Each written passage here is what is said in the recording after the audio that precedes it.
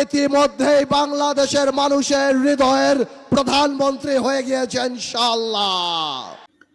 তারুণ্যের অহংকার, ভোলা জেলার শ্রেষ্ঠ সন্তান, আগামী দিনের ভোলার অভিভাবক জনাব ব্যারিস্টার আন্দালিব রহমান পার্থ আজ বরিশাল জনসমাবেশে তার একটাই দাবি, ভোলা বরিশাল সেতু তিনি তারেক রহমানের সামনে উপস্থাপন করেছেন। আমরা আশা করি আগামী দিনে ব্যারিস্টার আন্দালিব রহমান পার্থর হাত ধরেই ভোলা বরিশাল সেতুর সূচনা হবে ইনশাআল্লাহ। কালীন প্রধানমন্ত্রী চোখে চোখ রেখে তারেক রহমান বাংলাদেশে আসবে, আপনাদের মনে আছে? তারেক রহমান আলহামদুলিল্লাহ বাংলাদেশে চলে এসেছে। আর 7 দিন পর নির্বাচন ইনশাআল্লাহ। বাংলাদেশে যতগুলি পাবলিক মিটিং জনসভায় দেখলাম, ইতিমধ্যেই বাংলাদেশের মানুষের হৃদয়ের প্রধানমন্ত্রী হয়ে গিয়েছে ইনশাআল্লাহ। এই হৃদয়ের প্রধানমন্ত্রীকে ভোলাবাসীর তরফ থেকে সবার আগে একটা দাবি জানিয়ে চাই, আমাদের হৃদয়ের প্রধানমন্ত্রী, আগামীর বাংলাদেশের প্রধানমন্ত্রী, আপনি আমাদের ভোলা বরিশাল সেতু করে দেবেন ইনশাআল্লাহ। এই ভোলাকে ইন্ডাস্ট্রিয়ালাইজেশন করতে হবে। এই ভোলায় যত বক্তব্য আসে খালি বলে ভোলার গ্যাস কিভাবে আনবো, ভোলাকে কি দিব তা কেউ বলে না।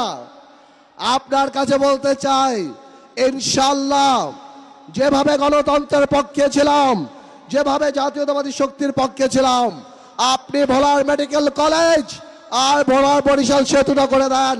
সারা জীবন জাতীয়তাবাদীর পক্ষে থেকে এই গণতন্ত্রের পতাকা ইনশাআল্লাহ উত্তোলন করে রাখবো। আলহামদুলিল্লাহ।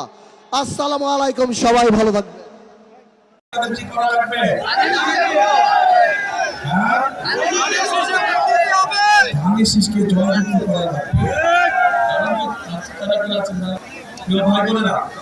কিন্তু এই কাজগুলো যদি আমাদেরকে করতে হয়, তাহলে তো কি করতে হবে? এই কাজগুলো যদি বাস্তবায়ন করতে হয় বিএনপিকে, তাহলে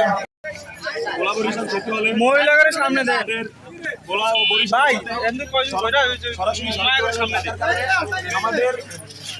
আমাদের চলাচলের জন্য একটা সুবিধা হবে। এছাড়াও আমাদের অনেক আত্মীয় স্বজন অসুস্থ হয়ে গেলে তারা অনেক সময় এখান দিয়ে যাতায়াত অনেক ধরনের কষ্ট হয়। যদি ভোলা বরিশাল সেতু হয়, আশা করি উন্নত চিকিৎসার জন্য এরকম কষ্ট থেকে আমরা মুক্ত পাবো।